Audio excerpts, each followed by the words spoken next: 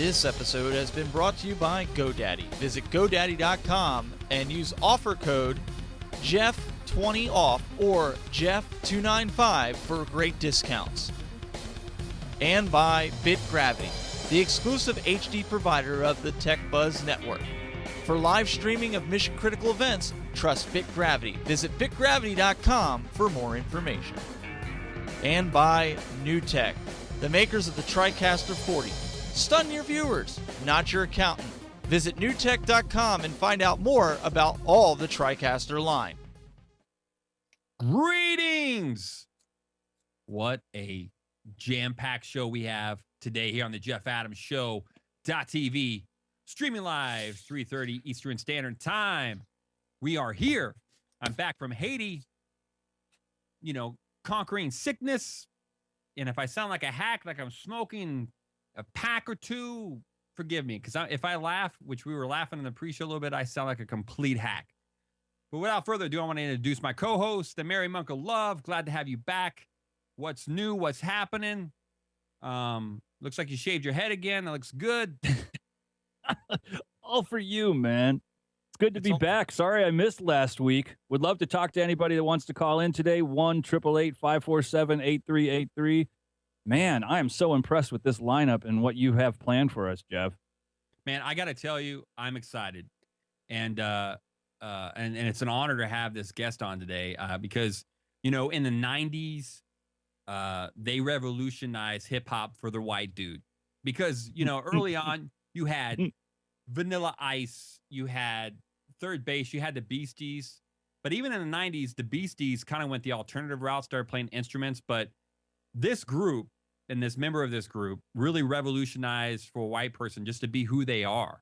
And without further ado, I want to introduce Danny Boy from House of Pain. What's up, Danny? How you doing, buddy?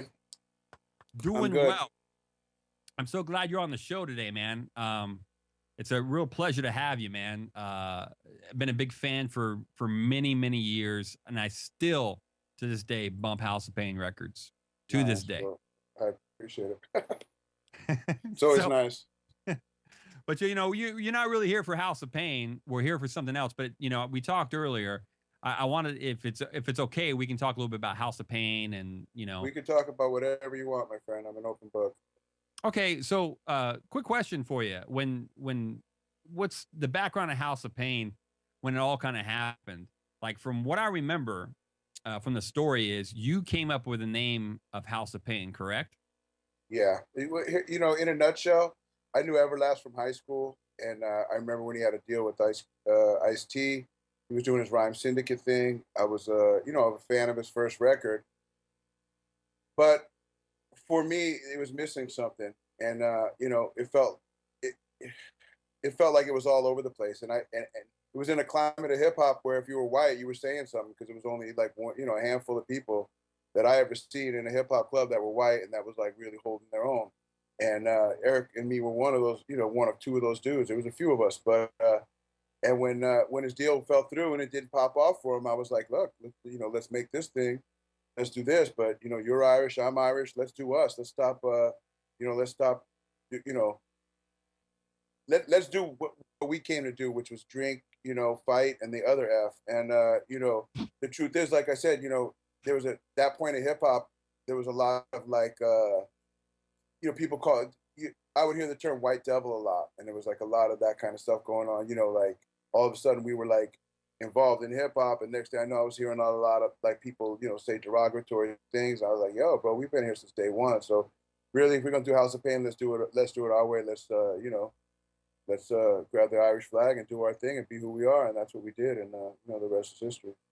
Now, the disrespect of being white and doing hip hop music, I know like Third Base, Search would actually talk about in the early days of going to freestyle clubs and actually get spit on because he was white and Jewish. Did you guys ever experience anything like that?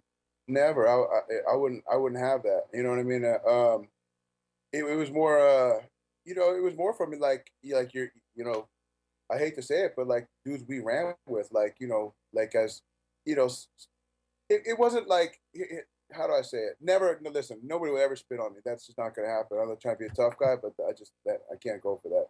But what we try to do and what I try to do in particularly was do a hardcore group. I love Beastie Boys. Third Base I didn't like as much because they were going at the Beastie Boys, and I didn't like that. I like Serch as a dude. I respect Serch as a dude, as a businessman, as an MC, all that stuff. I like him, and looking back, he's one of the architects as well. But at the time, I was not a fan of Third Base, and I felt what Third Base was doing was a little bit disingenuous in the sense of like, peppering the videos with Run DMC and other black acts in hopes of like, passing themselves off as like, hood certified. And if that's not what they were trying to do, that's how it looked through my eyes. I'm not speaking for anybody else.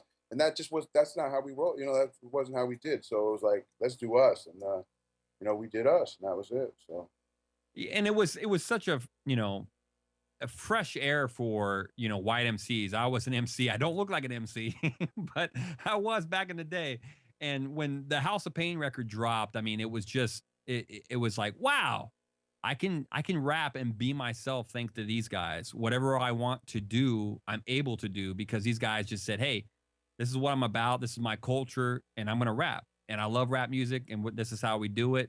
And this is how we roll. So it was refreshing for me when you guys came out that early on, and just like, because, back in the day being a white MC, there was a big identity crisis of how you act. Besides the Beasties, of course. Even Third Base had that, the swag of trying to be, what rap music was. Right. I mean, they had the upper hand as well. I mean, I know Serch is the real deal. Like I said, Serch used to run, I'm trying to think of the club that was in Manhattan, like the LQ, Latin Quarters, or one of those spots. I mean, he was there in like, in Mecca, if you will, in the epicenter of hip hop. I'm a New Yorker who's living in Southern California, living in, the West Valley in San Fernando. Like, yo,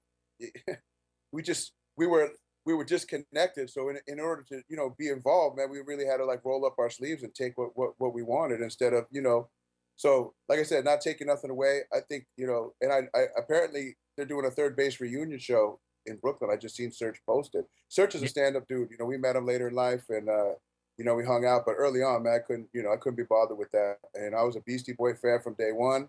The first two albums to me are like, if I was ever on a desert island or whatever, or an island stranded, those would be the, those two albums. After the third one, where we went, out on the road with them. Anything after, Check Your Head, really, it's not my cup of tea. I like them, but But the first two, like I wouldn't do without. I mean, if I had 10 albums to pick, there'd be two Beastie Boy records. And, that's how much I like them and how much they've influenced, what I did, House of Pain wise. So. With the Beastie Boys, we can talk about anything here.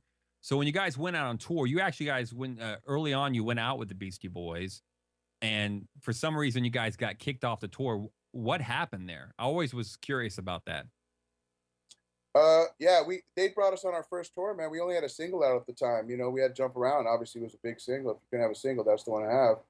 And I was a super fan, and they brought us out on the road, and we were expecting. When I say we, I gotta remind everybody, I'm speaking for me. I don't know what Eric thought or what Lethal thought, but what I thought, we were going on, License to Ill Part 2, but what we ended up on was like, Check Your Head, which was more of a Dalai Lama, powered by the Dalai Lama type tour, where they were just, getting zooted, smoking weed and doing real like mellow stuff. And we came out there trying to wild, we want to swing off the chandeliers and kick in doors and go hard body, and they weren't about that. So it didn't last long. I bought my first AK-47 in Texas on that tour.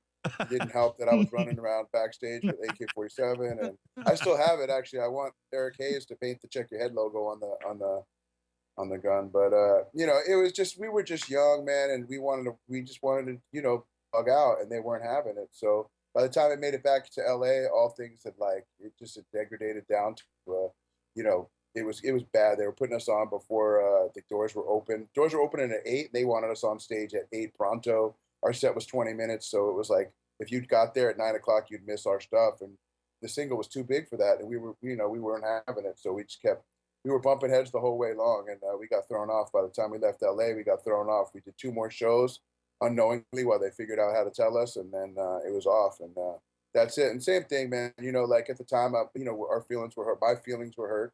But listen, I would never let that get in the way of how I felt about the Beastie Boys, man. And they changed hip hop, the face of hip hop, and you know I've said it before. When I started out, I mean, I want to be the fourth member, man. And so all praise is due to them because it gave me the whatever the spark I needed to do the House of Pain thing to start that. So. And which brings a really good lead in to what you're doing now. I mean, obviously you're involved in La Coco Nostra, Yep. and with House of Pain, you guys did a reunion tour. I heard that you guys were thinking about doing a record. Is that still possible or no? No. No, you know what, dude? Who knows, man? Day to day, who knows what's possible? Right now, there's nothing planned. We thought about it for a minute there. It just seems like, who knows?